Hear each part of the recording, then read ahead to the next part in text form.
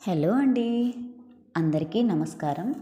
Voice of Harshini ఛానల్కు స్వాగతం. ముందుగా అందరికీ శ్రీరామనవమి శుభాకాంక్షలు.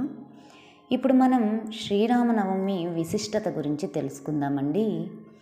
దుష్ట శిక్షణ శిష్ట రక్షణ కోసం శ్రీ మహావిష్ణువు ప్రతి యుగంలో ఒక అవతారం ఎత్తుతారు. అలా త్రేతాయుగంలో రామావతారం ఎత్తారు. చైత్రశుద్ధ నవమి నాడు శ్రీరాముడు జన్మించారు. మనకి రాముని పేరు వినగానే గుర్తొచ్చేది ముందుగా ధర్మం. ఆయన పాటించిన నీతి నియమాలు, ధర్మం ఇప్పటికీ లోకాలన్నీ కీర్తిస్తాయట. పితృధర్మం, మాతృధర్మం, భ్రాతృధర్మం, స్నేహధర్మం, పత్ని ధర్మం, ఋషి ధర్మం, ఇలా అన్ని ధర్మాలు తెలిసినవాడు. అంతేకాకుండా ఆచరించినవాడు మన శ్రీరామచంద్రుడు. అందుకే శ్రీరాముడికి రామో విగ్రహవాన్ ధర్మ అంటూ శత్రువులు కూడా ఆయన్ను స్తుతించారట. అంతేకాకుండా శ్రీరామనవమిని శ్రీ మహావిష్ణువు 7వ అవతారంగా చెప్పే శ్రీరాముని జన్మదినాన్ని కూడా సూచిస్తుంది. శ్రీరాముడు త్రేతాయుగంలో చైత్రశుద్ధ నవమి గురువారం నాడు పునర్వసు నక్షత్రపు కర్కాటక లగ్నంలో అభిజిత్ ముహూర్తంలో జన్మించారట. ఈ ప్రకారంగా ప్రతి ఏటా చైత్రమాసంలో అమావాస్య తర్వాత వచ్చే 9వ రోజును శ్రీరామనవమిగా జరుపుకుంటాము. ఇది చైత్ర నవరాత్రుల ముగింపును కూడా సూచిస్తుందట. 14 సంవత్సరాలు వనవాసం చేసి ఆ తర్వాత రావణ సంహారం గావించి సీతా సమేతంగా తిరిగి అయోధ్య చేరిన శ్రీరాముడు చైత్రశుద్ధ నవమి నాడే పట్టాభిషిక్తుడైవ్వడం విశేషం. అంతేకాకుండా శ్రీ సీతారాముల కళ్యాణం కూడా ఈ ముహూర్తానే జరిగిందని భక్తుల విశ్వాసం. అందుకేనేమో శ్రీరామనవమి రోజున దేవాలయాల్లో ఈ ఘట్టాలన్నింటినీ నిర్వహిస్తారు. సీతారాముల కళ్యాణ మహోత్సవాన్ని వేడుకగా జరుపుతారు.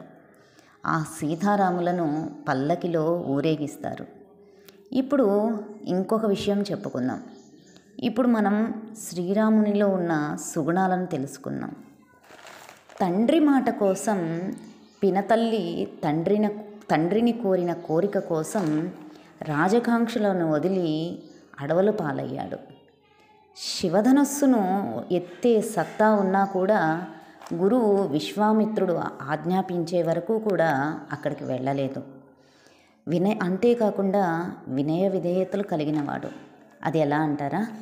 తానే దేవుడైనా కూడా పరశురాముణ్ణి ఎదిరించే సత్తా ఉన్నా కూడా ఆయన చేసిన సవాళ్ళు స్వీకరించి విష్ణు ధనువును పైకెత్తారట శ్రీరాముడు.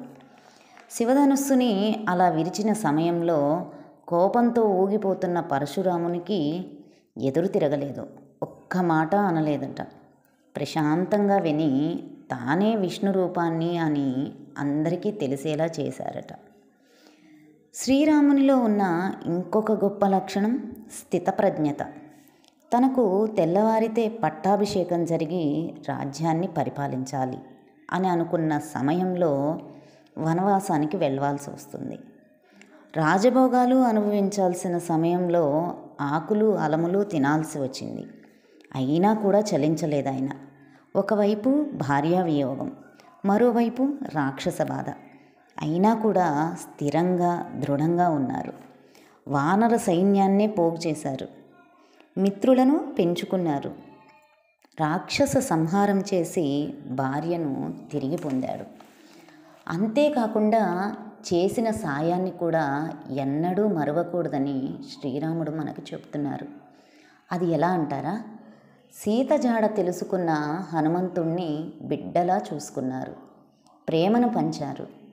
తాను గెలుచుకున్న రాజ్యానికి మిత్రుడైనటువంటి విభీషణునికి పట్టం కట్టారు. సుగ్రీవునికి మకుటం అందించారు. రావణ రాజ్యం గెలిచినా అక్కడ నుండి ఒక్క చిల్లిగవ్వ కూడా ముట్టుకోలేదు.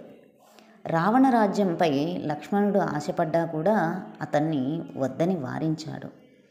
జననీ జన్మభూమిశ్చ స్వర్గాదపి గరీయసి అంటూ సొంత రాజ్యాన్ని గుర్తు చేశాడు. ఉన్న ఊరు కన్న తల్లితో సమానమని సూచించారు. విన్నారు కదండి శ్రీరాముని విశిష్టత గురించి.